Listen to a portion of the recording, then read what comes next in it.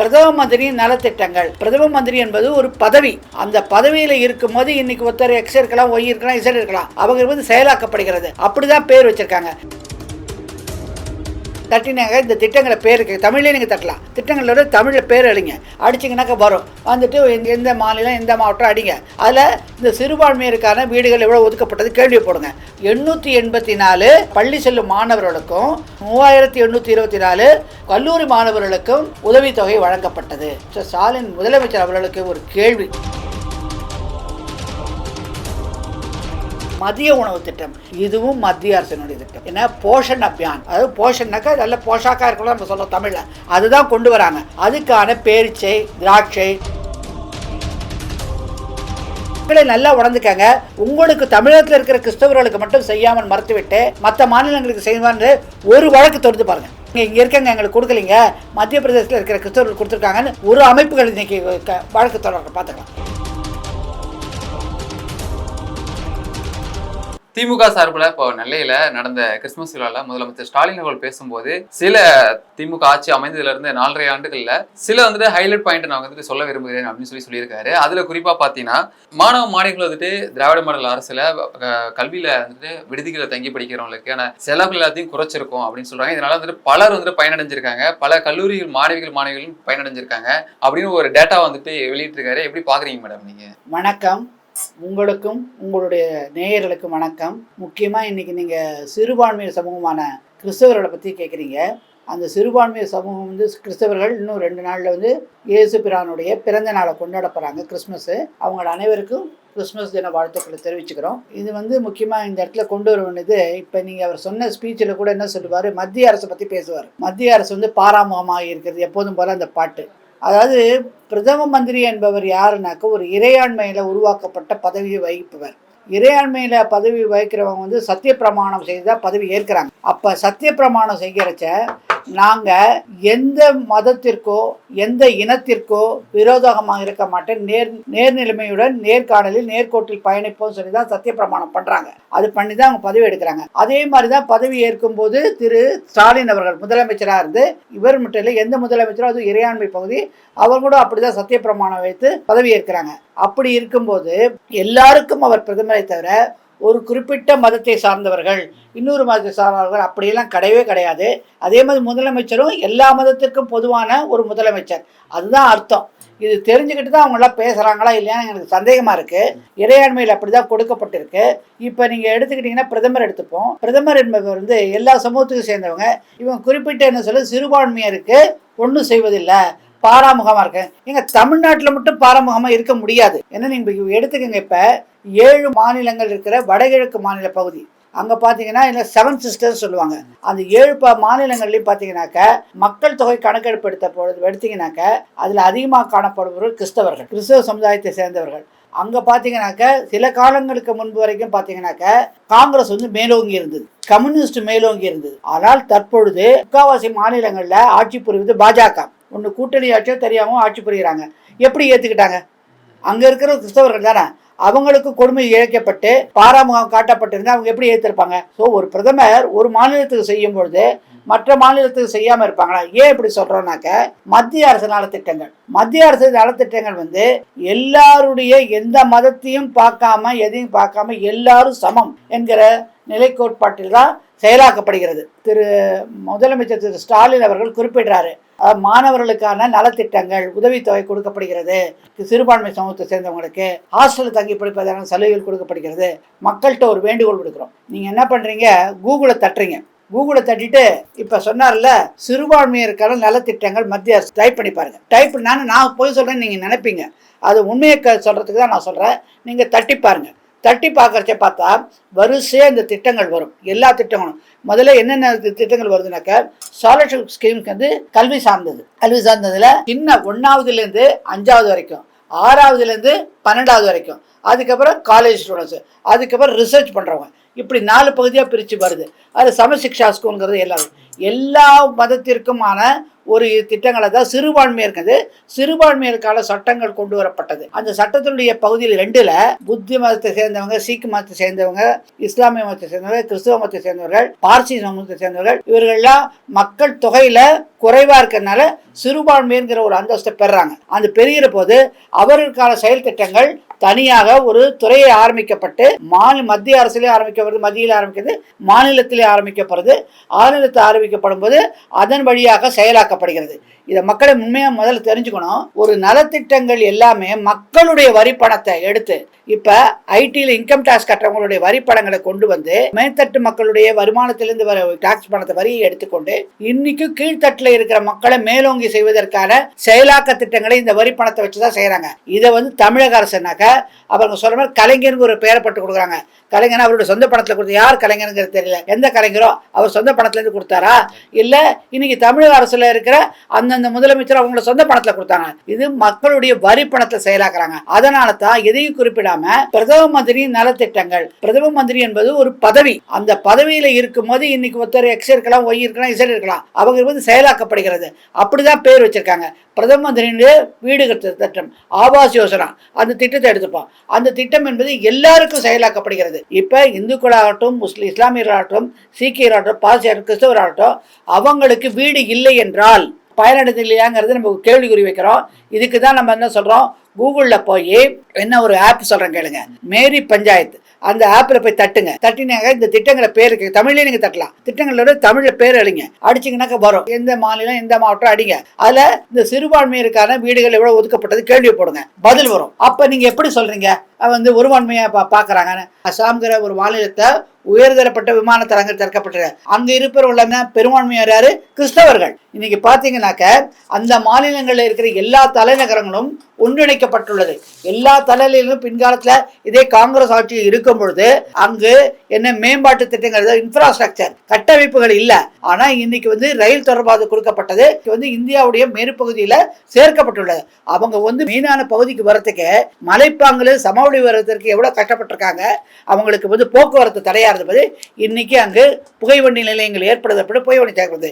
இப்ப பாத்தீங்கன்னாக்க திரிபுரா, மேகாலயா, இட்டாநகர்ல அசுவால், அப்புறம் அருணாச்சல பிரதேசம், திரிபுரா, அசாம், மேகாலயா எல்லா இடத்துலையும் அந்தந்த தலைநகரங்களில் ரயில்வே ஸ்டேஷன் இருக்கு, கொண்டு வந்துட்டாங்க.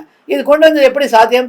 நம்மளுடைய வரிப்பணத்தை கொண்டு அவங்க பெரும்பான்மையான கிறிஸ்தவர்களை மைய செய்யணும்னு சொல்லி ஒதுங்க விடல. ஆனால் செய்து காட்டியிருக்கிறார் மாண்புமிகு பாரத பிரதமர், தற்பொழுது பிரதமர். அப்படிப்பட்ட அங்க இருக்கிற கிறிஸ்தவர்களை பார்க்கும்போது தமிழ்நாட்டில் இருக்கிற கிறிஸ்தவர்கள் பார்க்காம இருப்பாரா? இது எந்த விதத்துல சரி? தமிழ்நாட்டில் இருக்கிற கிறிஸ்தவர்களுக்கு இந்த திட்டங்கள் மறுக்கப்பட்டதுன்னு இதுவரைக்கும் எத்தனை வழக்குகள் தாக்கல் செய்யப்பட்டுள்ளது சென்னை உயர்நீதிமன்றத்தில்? அது கணக்கு கொடுப்பாரா மாநில முதலமைச்சர்? கணக்கு கொடுப்பாரா? நீங்க கேள்விப்பட்டிருக்கீங்களா சகோதரர்? இது வரைக்கும் வரல. அப்ப ஏன்? அப்ப அவர்களுக்கு தீமை இழைக்கப்படவில்லை என்பது உறுதியிட்டு நம்ம சொல்ல முடியும். மாநில தமிழகத்தை போடுங்க, எந்த மாவட்டம் போடுங்க, ஒரு சிறுபான்மையிற்கு எத்தனை இடத்துக்கு போய் பாருங்க, டேட்டா பேரோட போன் நம்பரோட வருது. அப்ப எப்படி நீங்க அணிந்தி நிகழ்ச்சா சொல்லுவீங்க? அப்ப வரலனாக்க நீங்க கோர்ட்டுக்கு போயிருக்கலாம்ல, அது மாதிரி போயிருக்காங்களா ஜல்ஜீவல்ல யாராவது? போகல. அப்ப யாரும் எந்த மதமும் பாராட்டுமின்றி மத்திய அரசு திட்டங்கள் அவங்களுக்கு கொடுக்கப்பட்டுள்ளது. அடுத்தது பாருங்க, இன்னைக்கு என்ன சொல்றாரு? 1000 ரூபாய். நல்லா கவனிங்க.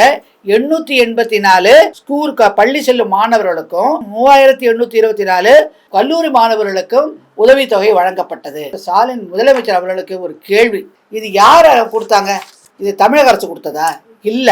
ஏன்னா இறையாண்மைப்படி மத்திய அரசினுடைய திட்டங்களை மாநில அரசு வழியாக தான் செயலாக்கப்பட வேண்டும். எனவே மத்திய அரசினுடைய ஸ்காலர்ஷிப்ங்கிற ஸ்கீம்ல வர கல்வி உதவித்தொகைங்கிற வர திட்டத்தின் கீழே 1ஆவதுலேருந்து 5ஆவது படிக்கிற மாணவர்களுக்கு, தினம் வீட்டிலேருந்து ஸ்கூலுக்கு போற மாணவர்களுக்கு மாதம் 100 ரூபாய். அந்த மாதம் 100 ரூபாய் எப்படி செயலாக்கப்படுவது என்றால், நீங்க குழந்தையுடைய சர்டிபிகேட்டையும், குழந்தை மைனர்னால அந்த குழந்தை பேர்ல பேங்க் அக்கௌண்ட் ஆரம்பிக்க முடியாது. அப்பா அம்மா அவங்கள கார்டியனா போட்டு அவங்க பேர்ல பேங்க் அக்கௌண்ட் ஆரம்பிச்சிட்டீங்கன்னாக்கா ஒவ்வொரு மாசமும் அந்த 100 ரூபாய் தொகை சேரும். ஆனால் தமிழக அரசு என்ன பண்ணுது?